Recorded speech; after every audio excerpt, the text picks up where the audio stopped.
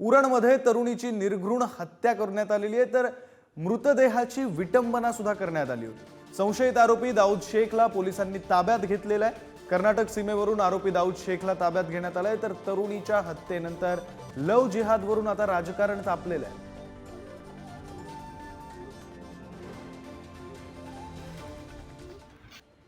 25 तारखेला रात्री आपल्याला मिसिंगची माहिती मिळालेली आहे आणि काल दिनांक 26ला ती घटनेची माहिती मिळालेली आहे आणि यातला जो काही संशयित आहे त्याच्या आपण ट्रॅकवर आहोत।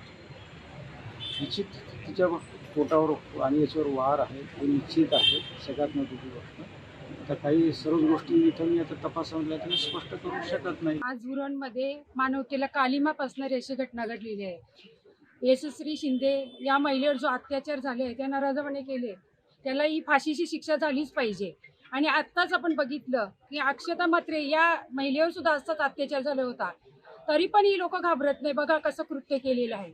आणि आता महिलांवर खूपच अत्याचार वाढलेले आहेत आणि हे सरकारचं लक्ष नाही आहे। मग सांगतात काय मी बेटी पढाओ बेटी बचाओ, मग तुमचं लक्ष कुठे आहे? एवढ्या उरणमध्ये अशा घटना कितीतरी घटना झालेल्या आहेत, तुम्ही लक्ष देत नाही। त्या प्रकारे तुम्ही उद्याच्या पेपरला वाचाल की या प्रकार असा घडू शकते उरणमध्ये। हा आपल्या इंग्रजांमध्ये आम्ही त्या फिल्ममध्ये बघायचो, आजोबांकडून ऐकायचो। या प्रकारे त्यांनी खून केलेला आहे। जरी तो प्रेम करत असला तिच्यावर, मग या प्रकारे त्या प्रेमिकेचा कसा काय खून करू शकतो? अख्ख्या फॅमिलीला माझी मागणी एकच राहील, अख्ख्या फॅमिलीला पहिल्यांदा जेलबंद करा आणि त्या मुलाला फाशी झाल्याशिवाय आम्ही गप्प बसणार नाही। जर ती परवा हरवली होती आणि मिसिंगची कंप्लेंट दाखल झाली होती, तर मग तिला ट्रॅकिंगला तिचा नंबर टाकण्यासाठी एवढी दिरंगाई का झाली? उरणमध्ये ही घटना झालेली आहे। ही उरणच्या पूर्ण सुसंस्कृत उरण याला लाजवणारी ही खरं तर घटना आहे। खरं तर आपण बघाल उरण परिसरामध्ये मोठ्या प्रमाणामध्ये म्हणजे अंमली पदार्थाचं सेवन करण्यासाठी जे काही ग्रुप आहेत हे सरसावलेले आहेत आणि अशा प्रकारे जर चालत राहिलं तर उरणमधील असलेल्या मुलींना हे रस्त्यावर फिरणं हे मुश्किल होईल। या ठिकाणी समाज या ठिकाणी मानसिकता झालेली आहे आणि म्हणून आज या ठिकाणी अशाच घटना घडत राहिल्या तर समाजामध्ये असंतोष निर्माण होऊन अशांतता निर्माण होण्याची शक्यता आहे। पोलिसांनी तातडीनं ह्या नराधमाला वेढा घालून त्याला कडकत कडक कारवाई त्याच्यावर होणं आहे। फाशीची खऱ्या अर्थानं फाशी शिक्षा पलीकडचं आम्ही म्हणतो, फाशी शिक्षा तर त्याला होणंच आहे।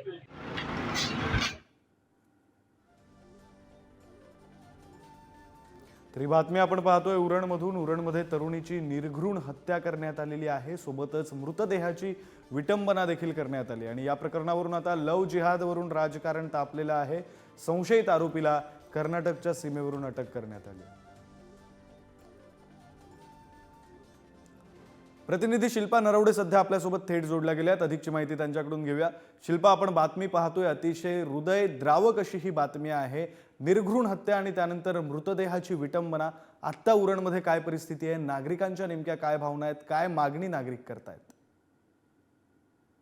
विक्रांत, नवी मुंबई शहरामध्ये माणुसकीला काळीमा फासणारी ही घटना घडलेली आहे। उरण परिसरातील 22 वर्षीय ही मुलगी होती। प्रेम संबंधातून ही घटना घडल्याचं उघडकीस आलेलं आहे। मात्र तिचा मृतदेहाची अगदी विटंबना केल्यामुळे नवी मुंबई शहरातील उरण परिसरातील जे नागरिक आहेत ते संताप व्यक्त करत आहेत। आज मोर्चा आहे आणि या मोर्चातून नागरिकांनी पोलिसांवर पोलिसांकडे जी मागणी केली आहे ती या आरोपीला फाशीची शिक्षा करा आणि पोलिसांचा हलगर्जीपणामुळे आमच्या मुलीसोबत अशी घटना घडल्याचं पालकांचं देखील म्हणणं आहे। विक्रांत, नवी मुंबई शहरामध्ये 15 दिवसापूर्वी एक पीडित महिलेसोबत अशीच घटना घडली होती आणि त्यानंतर पुन्हा ही घटना। शिल्पा, तुम्ही आमच्यासोबत अशाच जोडलेले राहा। आणखी एक अपडेट समोर येते। उरणमधील या तरुणीच्या हत्येचे आता नवी मुंबईत पडसाद उमटताना दिसत आहेत। उरणमधील घटनेविरोधात नवी मुंबईकर सुद्धा आक्रमक झाले। नवी मुंबईतील कोपर खैराण्यात आंदोलन सुरू झालेलं आहे। ही बातमी आपण पाहतोय। उरणमध्ये तरुणीची हत्या आणि त्यानंतर तिच्या मृतदेहाची विटंबना झाली होती। त्यानंतर आता नवी मुंबईमध्ये सुद्धा नागरिक आक्रमक झालेले आहेत। रस्त्यावर उतरलेले नागरिक, हातात फलक घेतलेले नागरिक हे आपण पाहू शकतो। नागरिक आता रस्त्यावर उतरलेले आहेत। कोपर खैराण्यामध्ये हे आंदोलन सुरू आहे। खरं तर या 22 वर्षीय तरुणीला न्याय मिळावा या मागणीसाठी म्हणून हे नागरिक रस्त्यावर उतरले।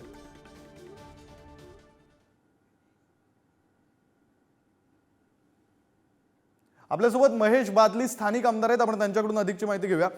महेश जी, आपण पाहतोय की अत्यंत हृदयद्रावक अशी ही घटना, माणुसकीला काळीमा फासणारी ही घटना. आपण स्थानिक आमदार आहात, काय आपली प्रतिक्रिया या संदर्भातली? निश्चित प्रचंड असंतोष आणि माणुसकीला आणि समाजाला काळीमा फासणारी घटना आहे. कालपासून या शहरामध्ये प्रचंड असंतोष आहे आणि हा लव जिहाद प्रकरण आहे का हेच इन्व्हेस्टिगेशन चालू आहे. प्रायमा फेसिया तरी तसंच दिसतंय आणि त्या आरोपीला पकडण्यात, पोलिसांना आयडेंटिफाय करण्यात यश आलंय. आणि आता त्यांचं म्हणणं आहे की तो जिथे आहे तिथे आमच्या टीम पोहोचलेल्या आहेत जवळपास, असं पोलिसांनी सांगितल्यामुळे आम्ही समाजाला शांत करण्याचा प्रयत्न करतो. महेशजी, परंतु समाजामध्ये जो रोष, जो असंतोष दिसतोय, त्या संदर्भात समाजाला काही आवाहन करू इच्छिता का तुम्ही? हो, आपण एक-दोन दिवस, एखाद दिवस तरी पोलिसांना द्यायला पाहिजे इन्व्हेस्टिगेशन करायला. आणि सतत पोलिसांशी संपर्कात आहोत आणि पोलीस ट्रॅकवर असल्यासारखं तरी मला वाटतंय. म्हणजे त्यांनी जो रिपोर्ट दिलाय, आयडेंटिफाय करणं, सीसीटीव्ही फुटेजेस, या सगळ्यांवरून आज संध्याकाळपर्यंत किंवा उद्यात आरोपी सापडेल असा विश्वास पोलिसांना आहे. आणि तेवढे वेळ द्यावा, अन्यथा आपल्याला जे करायचंय ते उद्या परवापासून उरण शहर बंद कायमचं करणं, रस्त्यावर उतरणं, हे सर्व करू. पण महेशजी, तुम्ही आमच्यासोबत असेच जोडलेले राहा. सध्या मंदा म्हात्रे सुद्धा फोन लाईनवरून आपल्यासोबत जोडलेले गेले आहेत. मंदाजी, आपण पाहतोय की तुमच्या शेजारचा हा मतदारसंघ आहे, तुमच्या मतदारसंघाला लागून असलेला हा मतदारसंघ, अशी घटना इथे घडते, आपली भूमिका काय या संदर्भातली? खरं म्हणजे सांगायचं झालं तर ही फार दुर्दैवी घटना आहे. अशा घटना घडल्या नाही गेल्या पाहिजे. त्यासाठी अशा घटना घडत असताना पोलीस आपलं काम करत असतात, लोकप्रतिनिधी सुद्धा आपलं तिथे बघत असतात. पण या दुर्दैवी घटना घडू नये, आपल्या माध्यमातून मी अनेकांना, नेहमी मुलींना, महिलांना आवाहन करते, निर्जन स्थळी जाऊ नका, कोणावर विश्वास ठेवू नका, कोणी काही दिलेलं खाऊ नका. कारण अशा आता आमच्या इथे सुद्धा म्हात्रेचं सुद्धा घरातून रागून गेली, त्या तिकडच्या लोकांनी, गरजुले लोकांनी तिचा मर्डर केला. या ज्या घटना अशा घडतात त्यासाठी अशा ठिकाणी पेट्रोलियम पोलिसांनी वाढवलं पाहिजे. पोलिसांनी जिथे जिथे असे गावगुंड वाटतात खबरी ठेवले पाहिजेत, जेणेकरून तिथल्या गल्लीच्या माहिती मिळत राहतील का इथे असे कोण, किती लोक, अशी लोक जे राहायला आलेले आहेत त्यातून लोक कुठल्या मानसिकतेचे आहेत, याचं सुद्धा तिथे मार्गदर्शन झालं पाहिजे. पोलिसांनी अवेअरनेस प्रोग्राम लोकांमध्ये जनजागृती केला पाहिजे आणि अशा घटना घडू नये. कायद्यामध्ये जे कोणी असेल त्याच्यावर कायदेशीर कारवाई करून त्याला ताबडतोब चांगली फाशीची शिक्षा झाली पाहिजे, जेणेकरून पुन्हा कोणी असा गुन्हा करताना 10 वेळा विचार करतील, असं मला आज सांगावंच वाटतं. निश्चित मंदाजी, खरं तर धन्यवाद तुम्हालाही आणि महेश बालदी जे आमच्यासोबत जोडले गेले होते त्या दोघांनाही धन्यवाद. आता ह्या प्रकरणात नेमकं पुढं काय होतं, प्रकरण कुठपर्यंत जातं, चौकशी नेमकी कोणत्या दिशेने होते आणि अंततः आरोपीला नेमकी काय शिक्षा होते, हे सगळं पाहणं महत्त्वाचं असणार. या बातमीवर आपलं लक्ष असंच असणार.